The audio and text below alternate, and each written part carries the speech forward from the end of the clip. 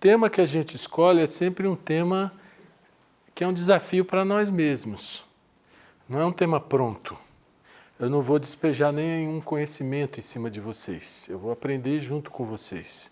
A gente sempre precisa criar uma sintonia entre o orador e o público para que juntos a gente consiga compreender alguma coisa mais profundamente. E não que o orador saiba e vá ensinar alguma coisa, né? Na verdade, nós somos todos desbravadores, né? Daqueles que tentam desbravar os territórios da verdade. A verdade no sentido de a vida como ela é, não só nos seus aspectos externos, manifestados, mas também nos seus aspectos subjetivos, né? Internos, que são tão ou mais reais do que a manifestação externa da vida. Não é assim?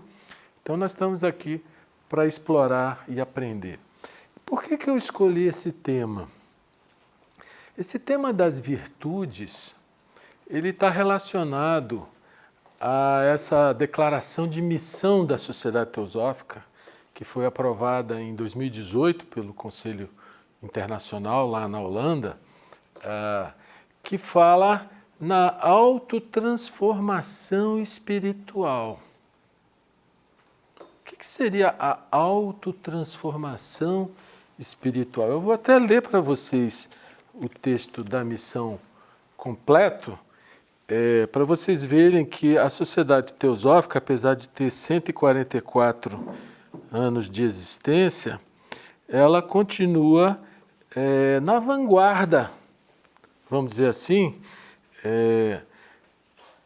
Ela já teve um papel muito grande no passado, basta dizer que quando ela foi fundada, falando em fraternidade universal, sem distinção de raça, de credo, de sexo, de casta, de cor, aqui no Brasil existia escravidão, quer dizer, você podia comprar o escravo, né? Então mostra como ela já vinha, sempre veio na vanguarda da consciência humana.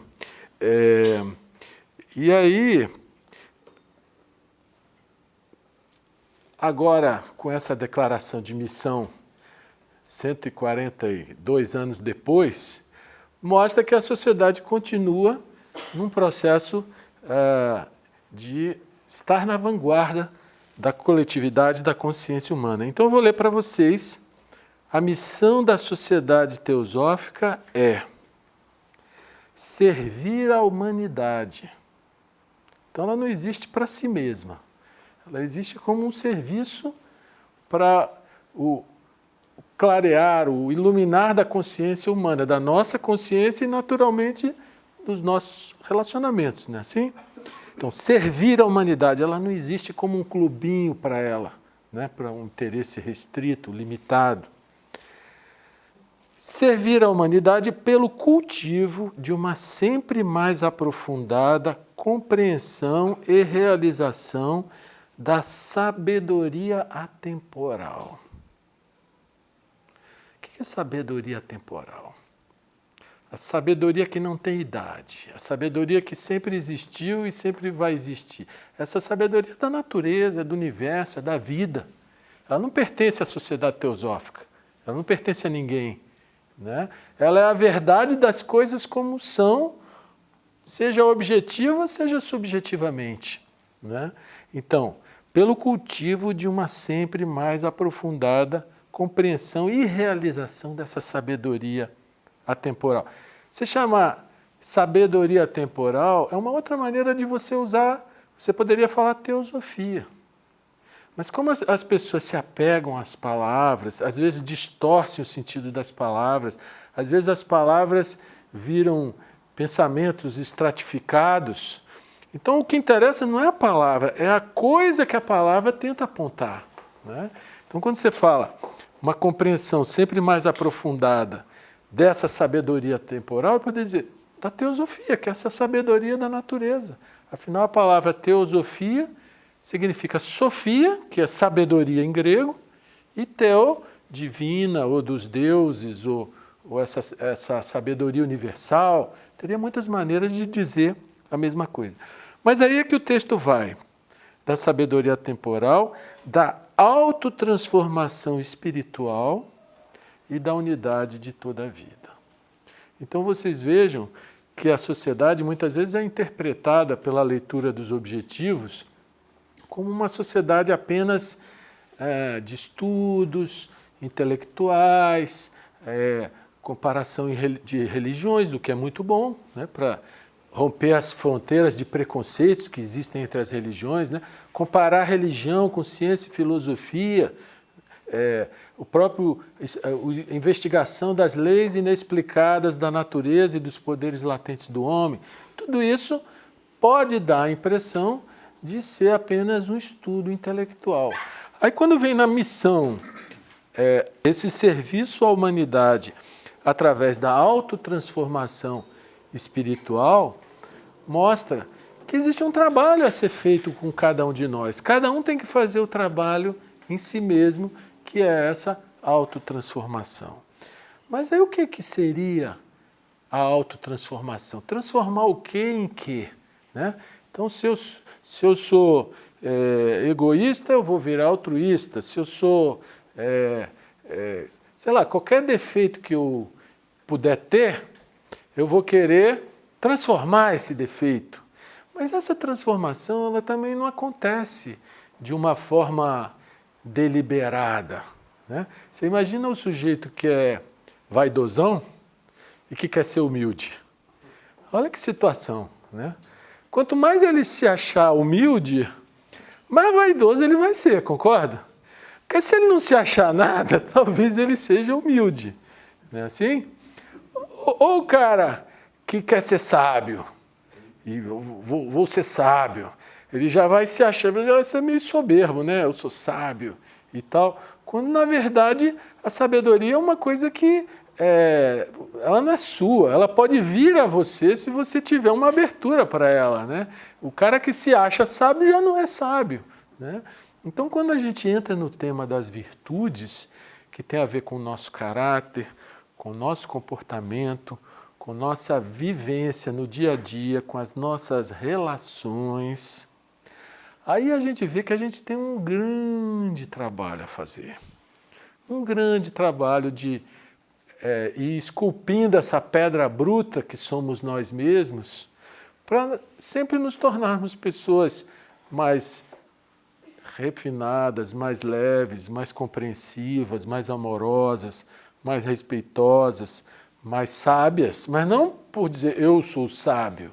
Não, porque à medida que você vai eliminando aquelas características que se opõem à manifestação dessas virtudes, essas virtudes começam a brotar espontaneamente, sem que a pessoa ache que ela tem essas virtudes. Né? Então, esse trabalho de autotransformação espiritual é o grande trabalho que pode fazer toda a diferença na humanidade. Porque a gente vê na vida humana, você vê todo tipo de líder. Líder político, líder religioso, líder de teoria econômica, líder, sei lá, de gangue, de qualquer coisa. Né? E a humanidade ela vai muito sendo levada como um rebanho pelos líderes, né? Vem todo o fanatismo, né? As pessoas seguem cegamente coisas que elas receberam do meio, da cultura, do ambiente onde elas nasceram, etc, etc. Então, a transformação do mundo, ela passa necessariamente por cada indivíduo. Não é mudar o rebanho da ideologia A para a ideologia B, né? Ou da religião A para a religião B, porque as pessoas continuam as mesmas, continuam violentas, egoístas, continuam possessivas, continuam com medo da morte, medo do que virá, né? Medo do que pode acontecer. Enfim, o ser humano pode mudar a fachada, vamos dizer assim, mas ele essencialmente não muda, a não ser que o indivíduo mude. Que o próprio indivíduo perceba como é possível fazer da vida um caminho de autotransformação. Aí a gente precisa entrar numa seara que o assunto começa a ficar um pouco mais complexo e mais delicado. Por quê? Para a gente falar em autotransformação, a gente precisa compreender um pouco a natureza humana, a nossa natureza, né? E essa natureza, ela é composta desse corpo físico que está aqui, que vai durar um tempo só. Ele tem duração limitada. Ele é a coisa mais transitória que a gente pode durar 100 anos que seja, ele vai acabar. A coisa mais certa, mais inexorável é que nós estamos aqui de passagem. Só que a nossa mente não pensa assim. Ela não pensa que a gente está aqui de passagem. Ela pensa que a gente vai durar a eternidade. Né? A gente faz planos e, de alguma forma, se envolve com o mundo. A nossa mente, ela vira uma mente materialista. Ela é uma mente materialista. Por quê? Porque a gente não sabe de onde veio, onde é que estava antes de nascer. Não sabe para onde vai depois que morrer. Né? A gente pode ter teorias, explicações, ideias, mas um saber de uma compreensão própria, profunda, é isso que a gente precisa, desbravar esses territórios para que esse saber venha naturalmente. Não é assim? Então, a nossa mente, desde garotinho, bebezinho, ela começa a ver o mundo externo e registrar as impressões do mundo externo. E com isso ela forma uma ideia de mundo, né? Uma visão de mundo. E aí ela se acostuma a achar que a vida é só externa. A nossa mente é condicionada a achar que a vida é essa, dos momentos de vigília que você está acordado, né? Com todos os compromissos externos, você já acorda olhando para o relógio, sai com compromisso, faz isso, faz isso. Ou seja, a nossa mente é condicionada a ver a vida como uma vida de exterioridades. E aí, quando a gente começa a tentar olhar para a nossa subjetividade, a gente começa a descobrir as nossas falhas, né? Ver os nossos defeitos de caráter, as nossas fraquezas, os nossos pontos fracos, né? Aquelas coisas que nos desequilibram mais, outras que nos deixam mais nervosos, né? Aquelas que nos irritam bastante. Enfim, a gente vai vendo todo um jogo de energias na nossa subjetividade que tem a ver com nossos estados de humor, com os nossos estados de consciência, né? E aí a gente vê que existe todo um mundo subjetivo ao qual a gente não dá atenção, sendo que esse mundo subjetivo é que dita a qualidade da nossa vida. Por quê? Porque conforme a sua condição interna estiver, você pode ser uma pessoa feliz. Conforme a sua condição interna estiver, você pode ser uma pessoa profundamente infeliz. Né? Então a condição, a qualidade de vida, que hoje em dia essa palavra qualidade de vida é muito associada a confortos materiais. Mas a qualidade de vida vai muito além disso. O cara pode ter tudo, ser um milionário e ser uma pessoa amargurada, né? Uma pessoa depressiva. E o outro pode morar num barraquinho ali, estar de bem com a vida, feliz, alegre. Então a qualidade de vida, ela tem muito mais a ver com as condições da nossa subjetividade do que propriamente com as condições materiais. As condições materiais certamente interferem, mas não de forma absoluta. Aí, a questão do despertar das virtudes. Onde é que a gente vai encontrar essas virtudes? Onde é que a gente vai buscar elas? Será que basta eu querer, se eu sou mauzinho, eu querer ser bonzinho? Se eu sou avarento, eu querer ser altruísta? Se eu sou mão fechada, querer ser mão aberta? Será que só esse querer produz essa transformação? Aí é que a gente precisa mergulhar mais profundamente e ver que a nossa natureza não é apenas física, mas ela é emocional E o emocional é onde estão as nossas principais dores e desejos, o chamado corpo astral, que vive no mundo astral. E isso é uma coisa que a literatura teosófica mostra de uma maneira bem interessante, mas nem sempre a gente entende direito. É o conceito de multidimensionalidade. O que é multidimensionalidade? São dimensões que coexistem ao mesmo tempo. Então nós estamos aqui nessa dimensão física, está frio, está calor. Você sente as coisas próprias da dimensão física, não é assim?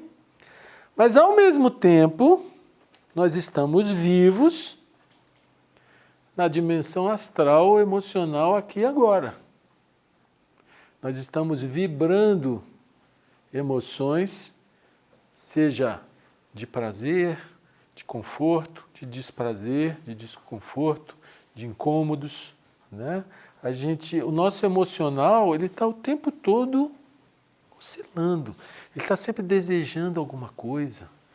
O desejo é uma coisa muito forte na nossa vida. Ele move a gente para fazer isso, para fazer aquilo, para conquistar tal coisa, né? Sempre, em geral, objetivos externos. E o desejo, ele é a nossa natureza emocional nos movimentando. Dizem que o desejo é igual a gasolina do carro. Que quando o cara não tem desejo nenhum, ele fica apático, ele fica... né? Às vezes a pessoa que está em depressão, a energia dela está vazando em algum processo que ela não consegue identificar e ela não tem energia, ela fica lá prostrada. Então, o nosso emocional está vivo aqui agora, coexistindo numa dimensão que está aqui agora, mais sutil do que a física, mas também aqui agora. Da mesma forma, mais sutil do que o nosso emocional, está o nosso mental. Vocês veem que há sempre uma diferença de sutilização na natureza. Assim como no plano físico você pode ver o sólido, o líquido, o gasoso, que tudo é matéria, com dimensões, não dimensões, mas com densidades diferentes, né? Você vai encontrar outros mais rarefeitos, como o emocional ou astral, ele é mais sutil do que o gasoso. Ele é mais sutil do que o físico. Mas, em compensação, ele tem a sua, vamos dizer assim, o seu movimento próprio, a sua velocidade própria. Então, reparem só, quando você está fisicamente sentindo uma dor, dificilmente essa dor não interfere no seu humor. Raras são as pessoas que conseguem estar sentindo uma dor e estar de boa, né? Normalmente a dor joga o cara para o baixo astral, seja uma dor de cabeça, uma dor de dente, uma dor de estômago. Então você vê que o físico e o astral, eles se interrelacionam, né? Só que o astral é mais sutil do que o físico. Mas o mental é mais sutil do que o astral. Então, enquanto o astral às vezes demora para se modificar, por exemplo, se aborreceu, aí até aquele aborrecimento passar, leva um tempo, né? Enquanto que o mental não, ele é mais sutil, mais livre, com mais liberdade do que o emocional. E nós vivemos ao mesmo tempo na dimensão física, na dimensão emocional, na dimensão mental. Então são dimensões que coexistem aqui agora. E nós vivemos nelas todas.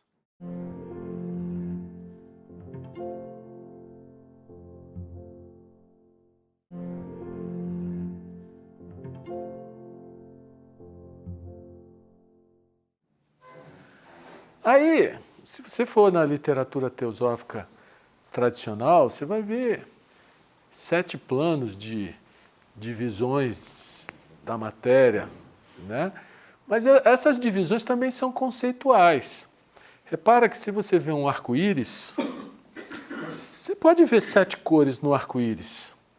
Mas você também pode ver 3 cores no arco-íris, né? Porque elas vão mudando, né? Do infravermelho ao ultravioleta, e não tem uma faixa definida exata, que aqui é vermelho, aqui é amarelo, sem ter um laranja ali misturando, né? Então, esses planos da natureza, onde nós temos existência, eles não são assim, eles são totalmente interrelacionados com como eu diria, com uma ligação direta entre todos, né? E que eu não vou falar aqui de planos espirituais, eu vou falar de um plano espiritual, mas isso é questão didática, que é uma dimensão que nós temos existência, aqui e agora, que é mais sutil do que o pensamento. Pô, como que pode ter alguma coisa mais sutil que o pensamento? Se a gente é tão acostumado, tão viciado a usar o pensamento para tudo, tudo é planejado, calculado, vou fazer, não vou fazer, quero, não quero, papapá. Nossa mente é totalmente condicionada ao pensamento. E mais, a gente acha que nós somos o pensamento. Que o pensamento é a nossa parte mais interna, mais secreta. É a nossa parte, é onde eu sou eu, e nessa câmera aqui, ela é só minha, aqui eu posso ter os segredos mais secretos, que ninguém vai ver. Talvez não seja bem assim, né? E o que a literatura fala é que existe uma dimensão espiritual mais sutil do que o pensamento, que todos nós podemos nos abrir a ela. Todos nós podemos desbravá-la, só que não com o pensamento. Como assim? Se eu não posso usar o pensamento, como que eu vou desbravar? Aí vem a questão do autoconhecimento, que é você compreender a sua natureza como um todo, compreender essas diversas faixas vibratórias que existem em você e perceber que é possível, às vezes por fração de segundo,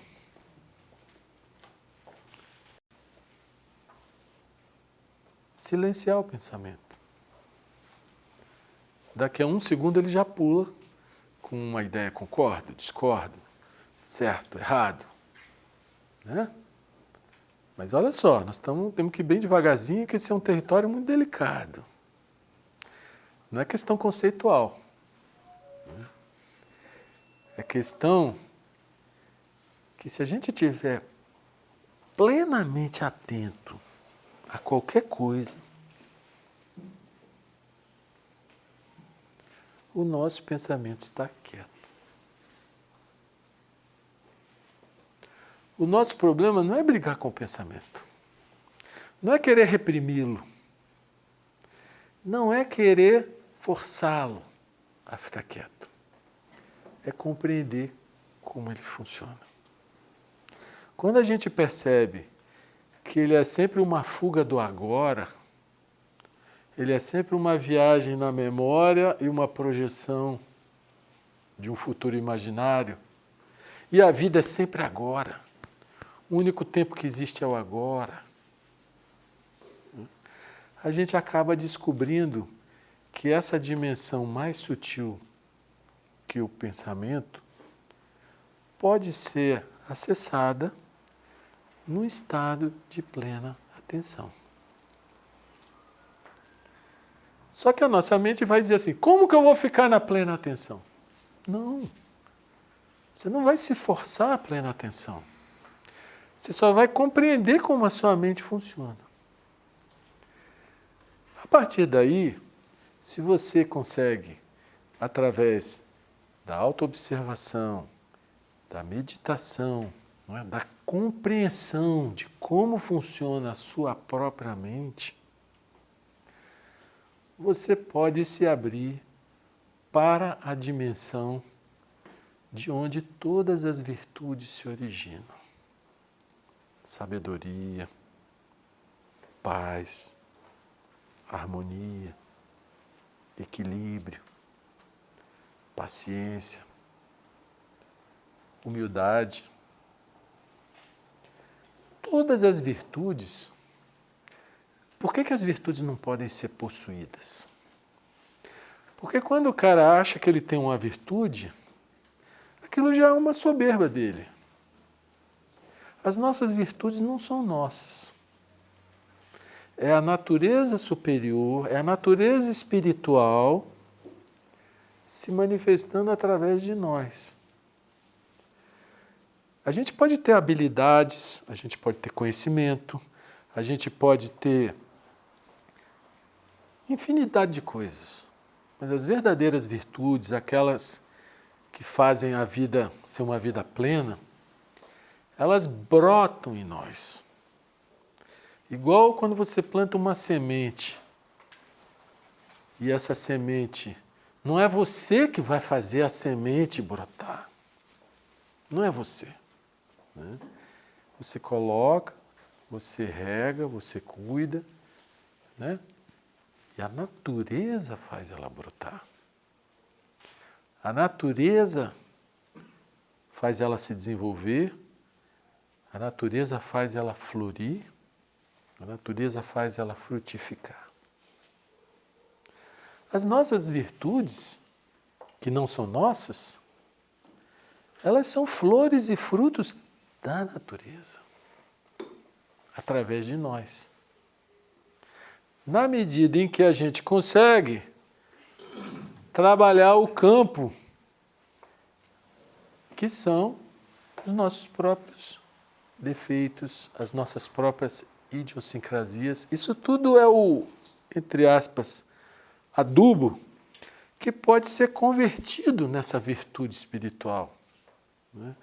Então o autoconhecimento, ele é um trabalho de você encarar os seus pontos fracos sem vergonha deles, sem medo de olhá-los, sem escamotear de si mesmo, olhar. Né? Na medida que você começa a se conhecer, você começa a interagir com a sua sombra por inteiro, né? Sem escolha, sem julgamento. É a coisa mais difícil porque a gente é viciado em julgamento. A gente é o tempo todo, isso pode, isso não pode, isso é certo, isso deve, isso não deve. A nossa mente é toda condicionada. E com isso, a gente não entra em contato com a verdade da coisa como ela é. Então, se tem algum lado sombrio no meu corpo astral, emocional, ou se tem lado sombrio no meu corpo mental, né?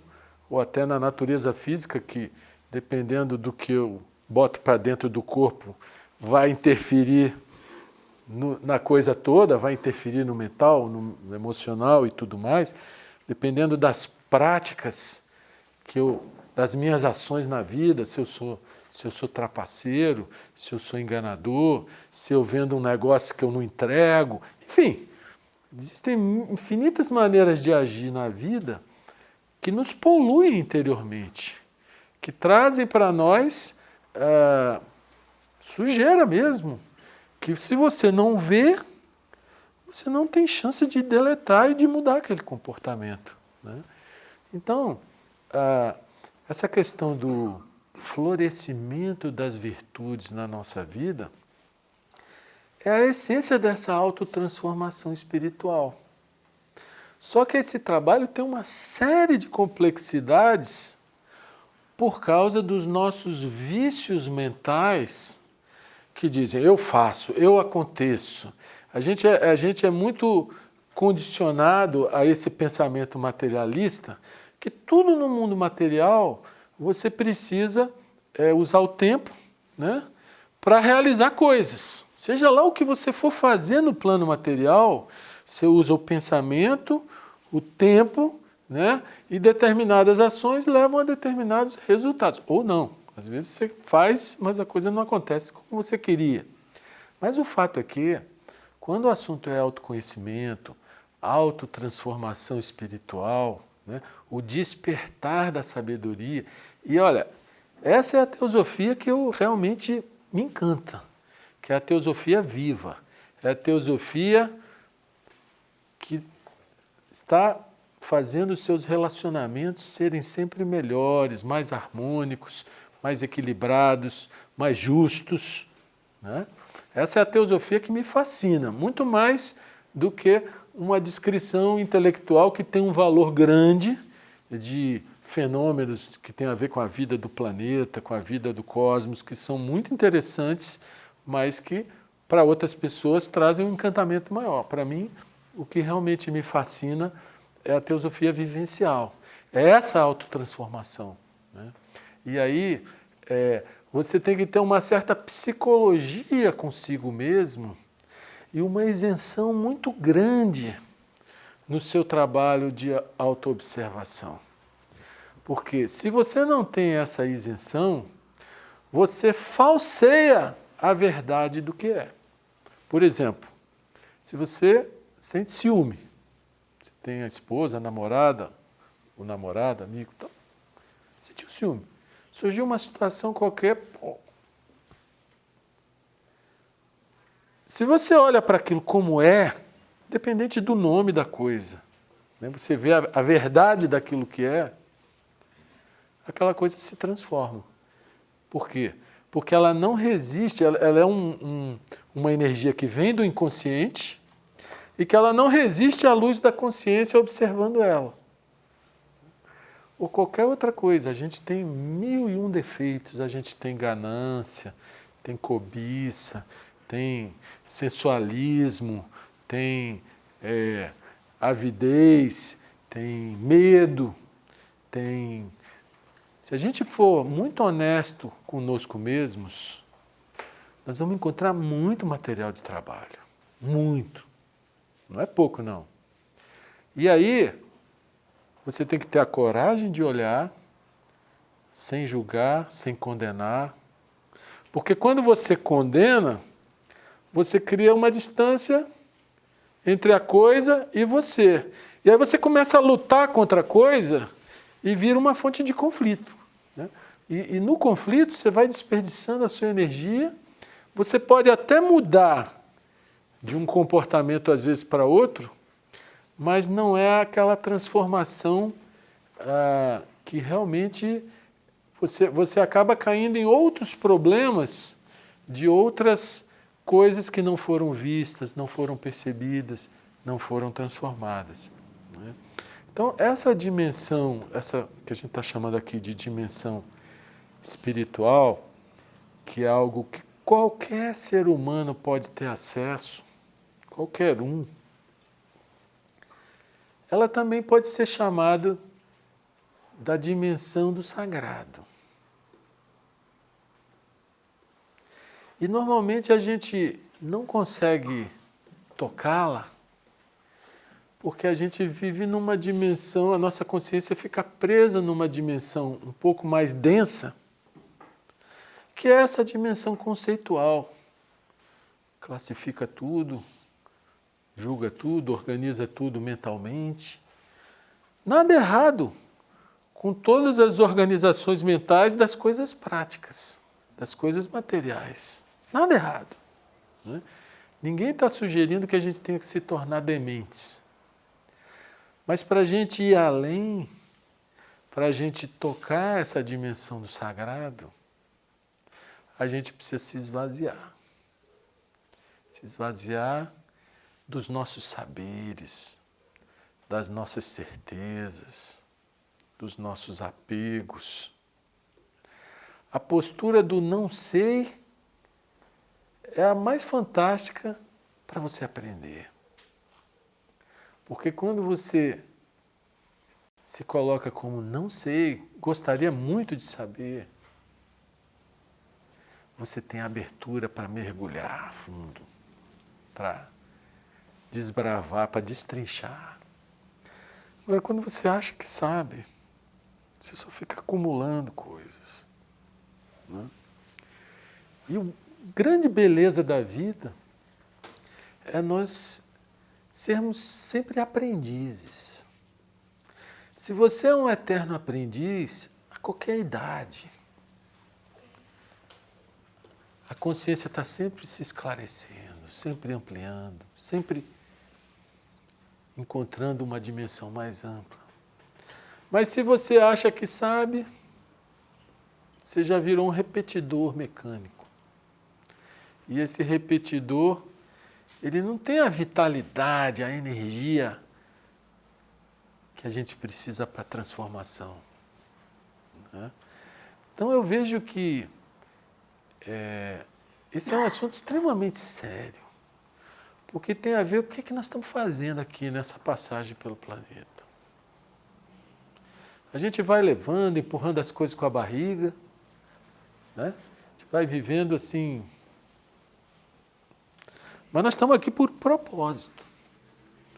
E esse propósito, ele é o propósito de tudo que existe, de tudo que vive, que é uma consciência sempre mais desperta, sempre mais ampla. Né?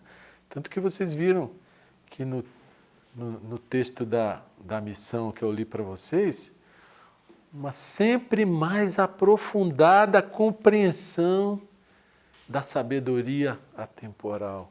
Ou seja, sempre vai haver níveis mais profundos de compreensão, porque o aprendizado é infinito. Mas como a gente é viciado no aprendizado intelectual acumulativo, a gente fica achando que vou chegar na meta tal, cheguei. E quando o cara acha que chegou, o aprendizado cessou, né? Então, a vida que está na planta, tem uma consciência ali que está aprendendo, que está crescendo. A vida que está no animal, tem uma consciência ali que está se desenvolvendo, desde um tipo muito grosseiro, bruto, até um animal mais evoluído. E assim nós, seres humanos, desde o selvagem mais primitivo, né, até o homem civilizado e até o homem iluminado, tudo é o processo do despertar da consciência. Para isso que nós estamos aqui. Uma consciência sempre maior. E aí, na medida que a gente percebe que tudo que a gente pensa que é uma coisa transitória, aí a gente pode colocar essa coisa transitória a serviço do eterno, a serviço dessa dimensão de onde brotam todas as virtudes. Eu vejo que pode parecer intelectual isso que eu estou falando, mas é vivencial. Ou cada um vê dentro de si mesmo que é possível tocar essa dimensão do silêncio, né? Serenar a mente, esvaziar. E esse serenar, ele é simplesmente estar acordado agora. Se você está plenamente atento agora, a mente está paralisada. E se ela está parada, o sagrado está aqui. Logo em seguida, entram pensamentos. Normal. Mas aí a gente vai aprendendo a navegar nessas dimensões subjetivas e encontrar a fonte, né? A fonte da vida. Essa fonte de onde tudo vem e para onde tudo volta. Essa fonte que cria tudo, daí ser a dimensão criadora. Tudo ela cria. E tudo se desmancha e para ela retorna. Isso está ao nosso alcance. Não de uma maneira teórica, mas de experimentação dentro de cada um de nós. E isso é sutil, mas não é complicado. Muitas vezes a gente tem teorias muito complicadas sobre muitas coisas. Mas compreender a nós mesmos, desbravar essas regiões mais sutis da nossa própria consciência, nosso próprio ser, a gente vai descobrir um pouquinho daquilo que a literatura teosófica fala tanto, e o texto da missão também fala, a chamada unidade da vida. É fácil falar em unidade da vida, mas tocar, sentir, isso aí demanda um pouquinho mais de sutileza, muito mais do que as palavras. E a grande diferença entre essa dimensão mais sutil, essa dimensão criadora, e essas dimensões onde a gente normalmente tem a nossa consciência, é que nessas dimensões nós criamos um sentido de eu.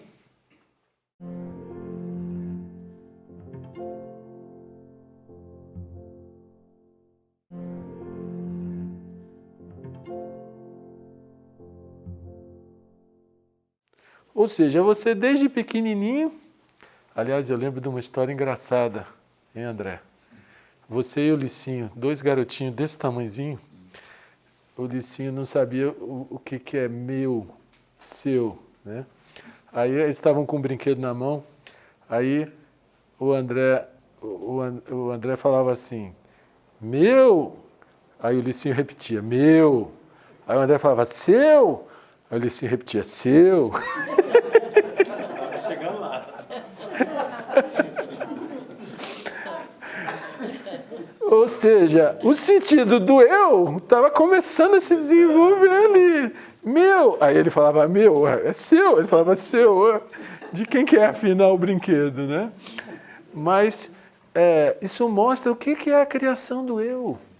Que desde bebezinho começa a criar o sentido do eu, e aí nós nos desenvolvemos, crescemos e achamos que somos uma pessoa separada do resto, quando isso é só um instrumento temporário. E aí, quando você consegue tocar essa dimensão mais sutil que o pensamento, quando você consegue, através da meditação, da autoobservação, né, serenar as emoções, serenar o pensamento, você descobre a dimensão do não-eu. Porque ali há um completo autoesquecimento.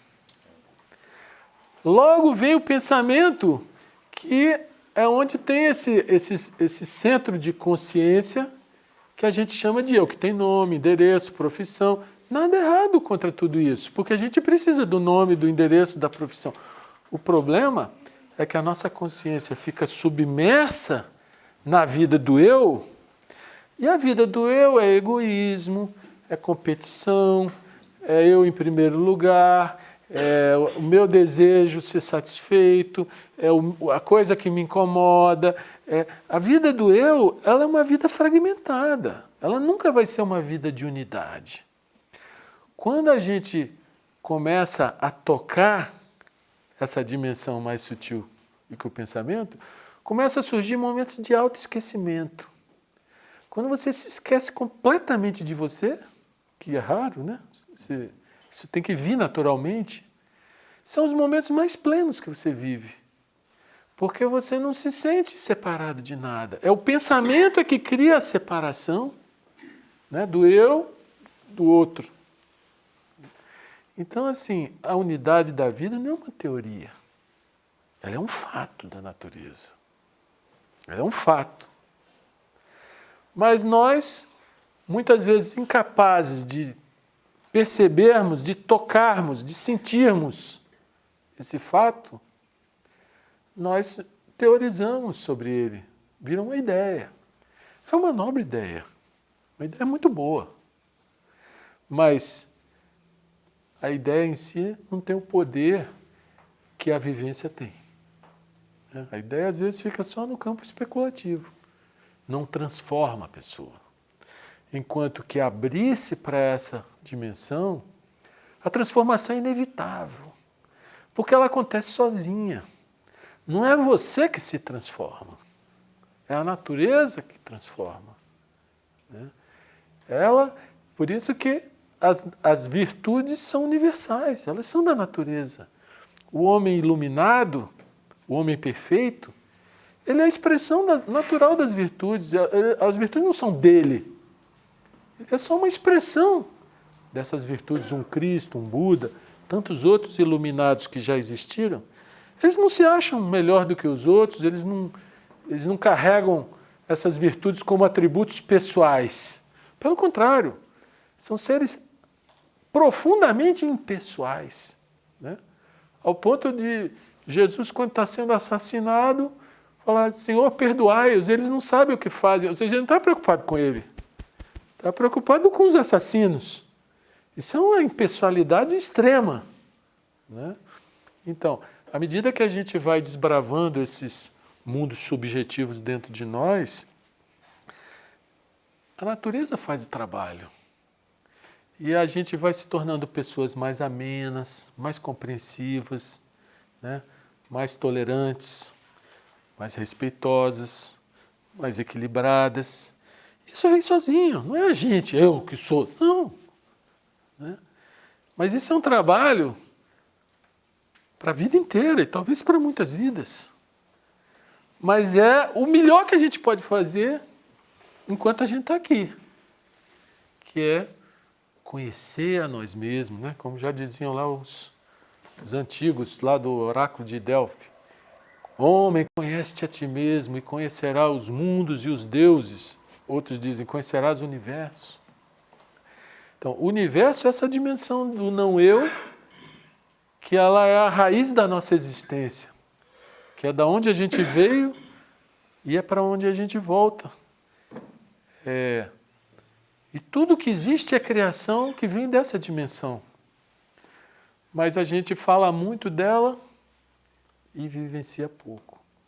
Por isso a transformação é tão lenta, né?